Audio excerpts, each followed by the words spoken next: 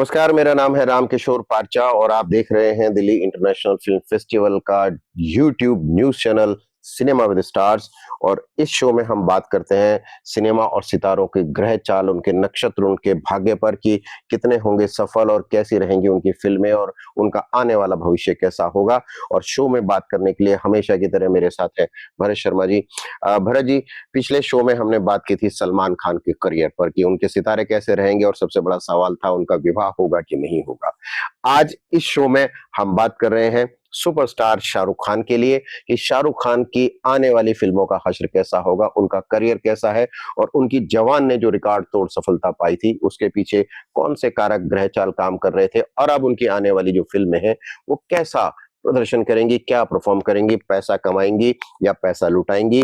पूछेंगे भरत शर्मा जी से कि शाहरुख खान के बारे में। शाहरुख खान माने कुंभ राशि शाहरुख, और शाहरुख खान की जो पत्नी है गौरी, दोनों का तालमेल। और दूसरी बात कि दोनों अलग धर्मों से आते हैं लेकिन प्रेम धर्म को नहीं मानता है। तो एक तो ये कि उनके ग्रह चाल, गौरी के ग्रह चाल दोनों के आपस में कितना मेल खाते हैं। उनका बेटा भी अब एज ए फिल्म मेकर सामने आ रहा है, उनकी बेटी सुहाना है, वो भी फिल्मों में दिखाई देगी। तो आने वाला जो वक्त है शाहरुख खान का as an star, Salman Khan का तो सितारा डूब गया, आमिर खान स्ट्रगल कर रहे हैं, सनी देओल हिट हो गए हैं, बचे हैं शाहरुख खान। अब मजबूरी है कि वो दोनों में से एक की तरह रहे या फिर दो की तरह बैठ जाए। देखिए, मैं ये नहीं कहता कि सलमान खान का सितारा डूब गया है। जो सितारे हैं वो तो कई बार डूबते रहते हैं और चढ़ते भी रहते हैं, लेकिन अब जैसे आप बात शाहरुख खान की कर रहे हैं, वो तो बादशाह है, किंग खान है। उनके बारे में ज्यादा मैं क्या बोलूं, आप ज्यादा उनको जानते हैं। एक कॉलेज में साथ थे और आपके वो इस्लामिया कोलीग भी रहे हैं और आपके साथ भी शायद काम किया है उन्होंने। मेरे साथ काम नहीं किया है लेकिन जिस समय वो थिएटर करते थे टैग में और हम स्मिता थिएटर ग्रुप में काम करते थे, वो वक्त एक दोनों का साथ साथ है। वो भी मास्कॉम में पढ़ रहे थे, मैंने भी मास्टर्स फाइन आर्ट्स वहीं से किया था, तो हमारी यूनिवर्सिटी एक थी। फिर भी मिलते तो थे। हाँ, वो मिलना जुलना तो अभी तक भी मिलना, होता है। जानकारी, बातचीत तो होती थी। तो जो कुछ पर्सनल बातें भी आपसे शेयर की होंगी तो मेरे से मैं उसके बारे में नहीं कह सकता। लेकिन ये है कि जिस तरह से शाहरुख खान का ग्राफ है, शाहरुख खान का एक अपना स्टाइल है, शाहरुख खान का जो डेट ऑफ बर्थ है, मैं आपको अगर बताऊं तो डेट ऑफ बर्थ उनका है 14 जनवरी 1965 और वो दोपहर को 2 बजे उनका जन्म हुआ है और दिल्ली का जन्म है। और दिल्ली का लड़का तो वैसे ही दिल वाला होता है। आप भी हैं तो आपके ज्यादा क्लोज हैं वो, तो मैं इसके बारे में क्या कहूँ। लेकिन उनकी जो लगन की कुंभ राशि, लगन भी उनकी कुंभ है और राशि जो उनकी बनती है वो उनकी शाहरुख खान के हिसाब से। अच्छा, ये संयोग है कि सलमान भी कुंभ है और ये भी कुंभ है, कह सकते हैं। लेकिन दोनों अलग अलग परिवार से हैं। कई बार होता है कि भाई मेरा नाम भी भरत है, राम जी के भाई का नाम भी भरत था, पर उनका सूर्य वो थे और हम तो नहीं कह सकते। और ये भी संयोग है कि राम और भरत दो एक शो में साथ काम कर रहे हैं, ये उसका सहयोग है। ये भी कुंडली का सहयोग है। अच्छा, मैं सही बताऊं, शायद हो सकता है हमारी कुंडली भी ऐसे ही मिली हो जैसे शाहरुख और सलमान की मिल रही है तो इसके लिए।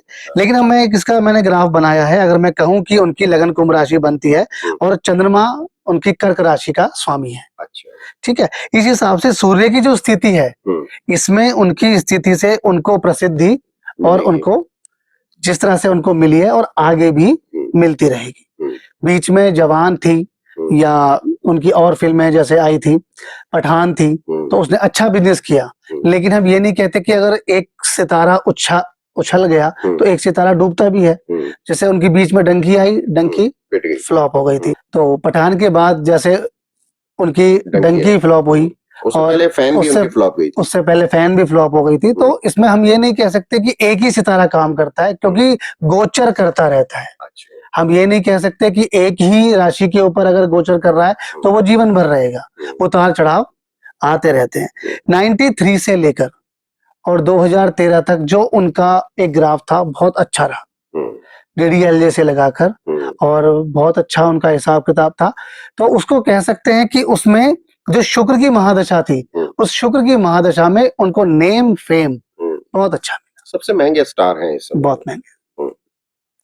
लेकिन 2019 में जो चंद्रमा की महादशा आई है, उसके बाद से थोड़ा सा उनका ग्राफ गिरना शुरू हुआ है। लेकिन ये है कि आगे जो शत्रु भाव में, शत्रु के स्थान में जो ग्रह बैठे हुए हैं वो आगे चल के भी काम करेंगे और धीरे धीरे उनका ग्राफ बढ़ेगा। लेकिन इंडस्ट्री में तो पंडित जी शत्रु नहीं होते, कॉम्पिटिटर्स होते हैं। और दूसरी बड़ी बात ये भी है कि आप एक चीज देखें कि शाहरुख खान जो है वो इस वक्त इंडस्ट्री के सबसे पॉपुलर स्टार है।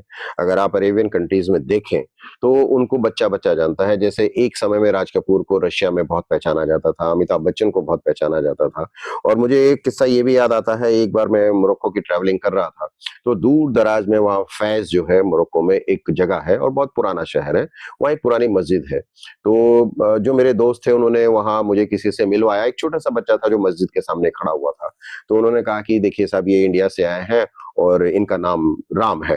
तो उन्होंने मेरे ऊपर ध्यान नहीं दिया, उस बच्चे ने, उसने एकदम से कहा कि शाहरुख खान, अमिताभ बच्चन। तो ये एक जो बड़ी चीज है, ये इन दोनों स्टार्स के अलावा जो है वो किसी को नसीब नहीं हुई। इवन सलमान के पास भी ये पॉपुलैरिटी नहीं है। और सबसे बड़ी बात यह है कि देखिए इस देश में दो लोग हैं जिनके नाम की चिट्ठी अगर आप लिखते हैं तो सिर्फ नाम लिख दीजिए, पता लिखने की जरूरत नहीं है।